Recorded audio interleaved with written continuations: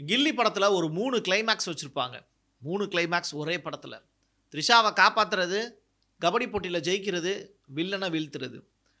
அதே மாதிரி இந்த ரெட்ரோ அப்படிங்கிற படத்துலயும் சில விஷயங்கள முன்னாடியே சொல்லி, அதுல விளையாண்டு ஜெயிச்சிருக்காரு கார்த்திக் சுப்புராஜ். ஹீரோவ எந்த அளவுக்கு மெனக்கெட்டு வேலை வாங்கணுமோ, அந்த அளவுக்கு வேலைய எடுத்திருக்காரு. நந்தா அப்படிங்கிற அந்த படத்திற்கு பிறகு ஒரு பெரிய மாற்றத்த சூர்யாவினுடைய உடல் மொழியில நீங்க பார்ப்பீங்க. அந்த அளவிற்கு ஸ்டண்ட் மாஸ்டர் சூப்பர்பா சூர்யாவ வேலை வாங்கியிருக்கார். போதிதர்மன் மறுபடியும் பிறந்து வந்திருந்தா எப்படி இருக்குமோ, அப்படி ஒரு அடி, மின்னல் அடி சூர்யாவினுடைய அந்த இரும்பு கைக்குள்ள இருந்து பாஞ்சு வந்தத காட்சிகளா பார்க்க முடிஞ்சது. இது தவிர்த்து ஏகப்பட்ட ட்விஸ்ட் படத்துக்குள்ள இருக்கு. அத ஒவ்வொன்னா ரிவீல் பண்றேன். பொறுமையா கேளுங்க. நிச்சயமாக தியேட்டர்ல போய் குடும்பத்தோடு பார்க்கக்கூடிய ஒரு சிறப்பான, தரமான ஒரு சம்பவம் தான் இந்த ரெட்ரோ. இது பிரசாத் சிக்னேச்சர் வழங்கும் மூவி ரிவ்யூ. ஜோஜு ஜார்ஜ் இந்த பேர் ரொம்ப ரொம்ப இன்ட்ரெஸ்டிங்கான பேரு. மவனே வரண்டா அப்படிங்கிற கதையா உள்ள என்ட்ராகி ரெட்ரோ படத்திற்கு பெரிய அளவிலான உயிர்ப்போடு அந்த படத்தை அணுகியிருக்கார். இவருடைய நடிப்பு ஆரம்பத்துல இருந்து கடைசி வரைக்கும் ரொம்ப ஸ்ட்ராங்கான ஒரு கேரக்டரா தன்னை காமிச்சிருப்பார். சூர்யாவினுடைய அப்பா கேரக்டர்ல அப்பா கிடையாது. இந்த படத்துல இவருடைய ஒவ்வொரு ஃப்ரேம் பை ஃப்ரேமுமே இவருக்காக செதுக்கப்பட்டது. நீங்க படம் நேரா போய் பார்க்கும்போது எதற்காக இந்த அளவுக்கு இவருக்கு பில்டப் கொடுக்குறேன் அப்படிங்கிறது உங்களுக்கு புரியும். ஒரே ஒரு ஃப்ரேம் சிங்கிள் ஷாட், எனக்கு தெரிஞ்சு 1/2 மணி நேரத்திற்கு மேல ஒரே ஒரு சிங்கிள் ஷாட்ல ப்ளே பண்ணியிருப்பாங்க. சூப்பர்பா அந்த சிங்கிள் ஷாட்டை Karthik Subbaraj and team coordinate பண்ணியிருப்பாங்க. எல்லாரும் கனிமா கனிமா கனிமாங்கிற அந்த பாட்டுக்கு டான்ஸ் ஆடியிருப்போம். அந்த பாடல் எப்படி உருவாச்சு அப்படிங்கிறத ரொம்ப சூப்பர்பா அந்த சீன்ல காமிச்சிருப்பாங்க. படி ஏறி மேலே போகக்கூடிய சீன், மாடியில் உட்காந்து அப்பனும் மகனும் தண்ணி அடிச்சுட்டு சண்டை போடக்கூடிய காட்சி, மறுபடியும் டான்ஸ் ஆடக்கூடிய காட்சி, அதற்கு பிறகு மறுபடியும் அண்டர் கிரவுண்டில் மகாலுக்கு கீழேயே ஒரு கல்யாண நிகழ்வுக்குள்ளே இவ்வளவு கலாட்டா நடக்குமா அப்படின்னு நீங்கள் பார்த்து ஷாக் ஆகிடுவீங்க. அந்த அளவிற்கு ஒரு சிங்கிள் ஷாட்டில் இவ்வளவு அழகாக ஃப்ரேமை கொண்டு போயிருப்பார். கேமராமேனை பொறுத்தளவில் ஸ்ரேயாஸ் கிருஷ்ணா, இந்த நபருக்கு ஒரு பெரிய ஃபியூச்சர் இருக்குது அப்படின்னு சொல்லலாம். சூப்பராக எந்த விதமான ஷேக்கும் இல்லாமல் அழகாக ப்ரெசென்ட் பண்ணியிருப்பாங்க. நீங்கள் தியேட்டரில் போய் நீங்கள் அதை பார்க்கும்போது அந்த காட்சிகளை நீங்கள் உணர முடியும்.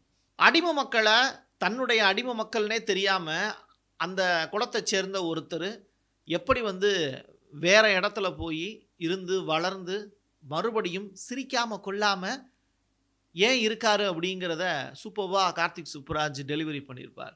சிரிக்கவே தெரியாத ஒரு கூட்டத்தில் பிறந்த குழந்தை எங்கேயோ வழிமாறி போய் வளரும் போதும் கூட அதே அந்த ஜீனுடைய வேலை அப்படியே காமிச்சிருக்கும். அந்த வகையில் படத்தை செம்மையாக செதுக்கியிருக்காப்புல கார்த்திக் சுப்புராஜ். திரைக்கதைக்கு ரொம்ப வலு சேர்க்கக்கூடிய ஒரு விஷயம் அப்படிங்கிறது அந்த சிரிப்பு தான்.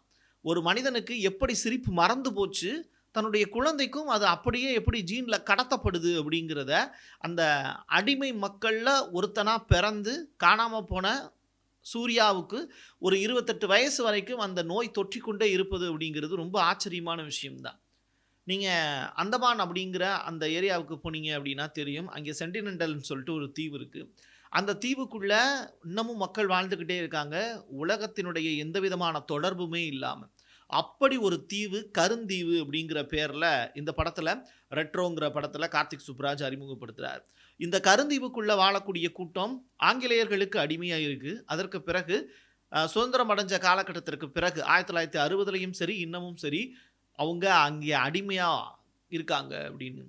அதில் நாசர் தான் அதில் சர்வாதிகாரி அப்படிங்கிற ஒரு கேரக்டரில் இருப்பார். Old man can not sleep peacefully அப்படின்னு ஒரு வேர்டு, சாதாரண வார்த்தை தான். நம்ம சொல்லும்போது அந்தளவுக்கு நல்லா இருக்காது. அது நாசர் சொல்லும்போது அந்த இடம் ரொம்ப ரொம்ப ஒரு சர்வாதிகாரி எப்படி சொல்லுவான் அப்படிங்கிறத ரொம்ப அழகாக ப்ரெசென்ட் பண்ணியிருப்பார் நாசர்.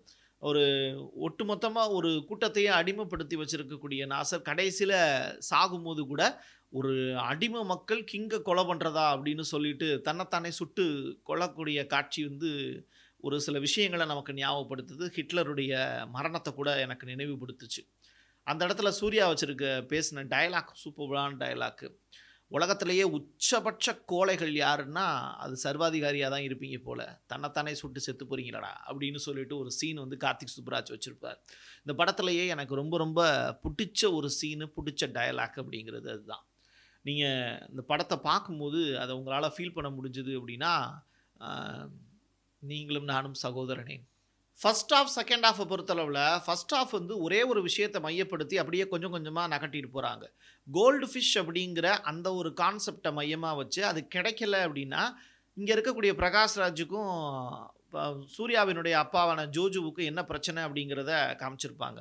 ஸோ சூர்யாவை சாக விடக்கூடாது அப்படிங்கிறதுல ரொம்ப தெளிவாக இருக்கக்கூடிய பிரகாஷ்ராஜு ஜோஜுவும் அவரை சிறை தண்டனை கைதியாக மாற்றுறாங்க. அதற்கு பிறகு எப்போ வெளியில் போகணும் அப்படிங்கிறத அவர் முடிவு பண்ணுறாரு. ஆஃப்டர் 5 இயர்ஸ் கழித்து அவர் தப்பிச்சு போய் தன்னுடைய காதலியான பூஜா ஹெக்டேவை சந்திக்கிறதுக்கு டைரெக்டாக அந்தமானுக்கு போகிறார்.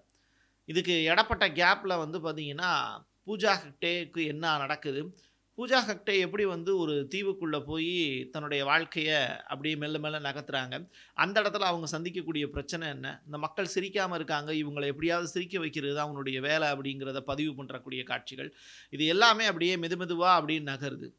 ஃபஸ்ட் ஹாஃபு லைட்டாக கைத்தட்டல்களோட பாப்கார்ன் வாங்கி சாப்பிட்டுட்டு செகண்ட் ஹாஃபில் உட்காரும்போது சின்ன சின்ன இடங்களில் தொய்வு ஏற்படுது. அது எது அப்படின்னா, பூஜா ஹெக்டே வந்து செகண்ட் டைமாக சூர்யாவை விட்டு பிரியும் போது அவங்க பேசியிருக்கக்கூடிய டயலாக், அந்த ஃப்ரேமில் வந்து எதற்காக அந்த வில்லன்கள்லாம் அந்த ஃப்ரேமை விட்டு நகண்டு போகிறாங்க அப்படிங்கிறத நமக்கு புரியலை. அந்த ஒரு இடம் தொய்வு வச்சு கிட்டத்தட்ட ஒரு 5லிருந்து 15 நிமிடங்கள் கார்த்திக் சுப்புராஜ் இந்த படத்தினுடைய அந்த கண்டென்ட்டை கொஞ்சம் குறைச்சிருக்கலாம் அப்படின்னு தோணுது. இதில் வில்லனாக இருக்கக்கூடிய விது அப்படிங்கிற நபர் படத்தில் வந்து ஒரு சூப்பராக அவர் ஒரு 6 பேக் வச்சுருக்கக்கூடிய ஒரு நடிகராக நம்ம முன்னாடி வந்து அவருடைய டெலிவரி எல்லாமே சூப்பராக இருக்குது. ரொம்ப அழகாக நடித்து கொடுத்துருக்கார்.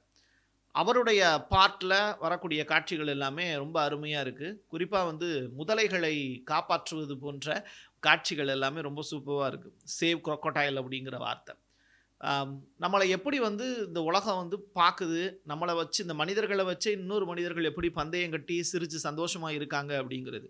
அப்போது சிரிக்காதவனுக்கும் சிரிக்கிறவனுக்கும் இடையில் இருக்கக்கூடிய வித்தியாசம் அப்படிங்கிறதே இங்கே அதிகாரம் தான். அந்த அதிகாரத்தை எப்படி தோலை உரிச்சு தொங்க விட்டுருக்காரு கார்த்திக் சுப்புராஜ் அப்படிங்கிறது தான் படத்தினுடைய செகண்ட் ஹாஃப் கதை. அதில் கார்த்திக் சுப்புராஜ் எனக்கு தெரிஞ்சு வந்து 100க்கு 95 மதிப்பெண்கள் அவருக்கு கொடுக்கலாம். ஒரு நல்ல கதையை சடாமுனி அப்படிங்கிற ஒரு கான்செப்டை சூப்பராக வச்சுருக்காங்க. காந்தாரா படம் மாதிரி தான் இங்கேயும் ஜடாமுனி அப்படிங்கிற ஒரு கான்செப்ட் வருது. அதில் வந்து சூர்யா அந்த இடத்த எப்படி வந்து ஃபில்லப் பண்ணுறாரு, எப்படி வந்து தன்னுடைய இனத்துக்கு விடுதலை வாங்கி கொடுக்குறாரு அப்படிங்கிறது தான் செகண்ட் ஹாஃபில் முடியுது. இதை ரொம்ப சூப்பராக வந்து முதல் 2 மணி நேரம் அழகாக நகர்த்திட்டு போய் கடைசியில் அந்த விஷயத்தை ரிவீல் பண்ணக்கூடிய விஷயங்கிறது கார்த்திக் சுப்புராஜுக்கே வந்திருக்கக்கூடிய டைரக்டர் டச் அப்படிம்பாங்க. அதில் கார்த்திக் சுப்புராஜ் பாஸ் ஆகிறார். இந்த ஜெயராம் அப்படின்னு சொல்லிட்டு அந்த நபர் காமெடிக்காக கூட்டிகிட்டு வராங்க. இந்த லவ் லாஃப்டர் வார் அப்படின்னு சொல்லிட்டு பிரிக்கக்கூடிய இந்த சாப்டரில் இந்த லவ் சாப்டர் பாஸ் வாங்கிடுது. அதே நேரத்தில் லாஃப்டர் அப்படிங்கிற அந்த கான்செப்டில் நேரத்தை கொஞ்சம் கம்மி பண்ணியிருக்கலாம். ஜெயராமினுடைய நிறையா வசனங்கள் கொஞ்சம் போர் அடிக்கிற மாதிரி இருக்குது. படத்துலேருந்து கொஞ்சம் வேறு ஒரு படத்துக்கு ஜம்ப் ஆகிட்டு மறுபடியும் படத்துக்குள்ளே வர்றது சிரமமாக இருக்குது. இது ஒன்று தான் படத்தினுடைய மைனஸாக பார்க்க முடியும். ஸ்டண்டு, இந்த படத்தினுடைய ஃபைட் சீன் எல்லாமே ரொம்ப அற்புதமாக இருக்குது. குறிப்பாக இந்த ஸ்டண்ட் மாஸ்டர் கேச்சா காம்பாடி அப்படிங்கிற நபர், இவர் ஏற்கனவே பாகுபலி 2ல் ஒர்க் பண்ணியிருக்காரு, ஜவான் படத்தில் ஒர்க் பண்ணியிருக்காரு.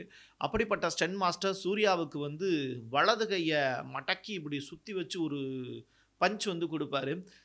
இந்த படத்தில் சூர்யாவுக்கு வந்து 7ஆம் அறிவு போதி தர்மனா மறுபடியும் உசுரோட கொண்டு வந்து நிப்பாட்டினா எப்படி இருக்கும், அப்படி ஒரு ஸ்டண்ட் வந்து சூப்பராக வந்து சூர்யா வந்து ப்ரெசென்ட் பண்ணியிருக்காரு. சிரிக்காமல் இருக்கக்கூடிய ஒருத்தன் ரொம்ப கஷ்டப்பட்டு வந்து மூஞ்சியை இறுக்கமாக்கிட்டு கண்ணில் படக்கூடிய பூரா நபரை பூரா அடித்து நொறுக்கக்கூடிய காட்சிகள் எல்லாமே ஸ்டண்ட்டு கொஞ்சம் கூட படத்தில் போர் அடிக்கவே இல்லை.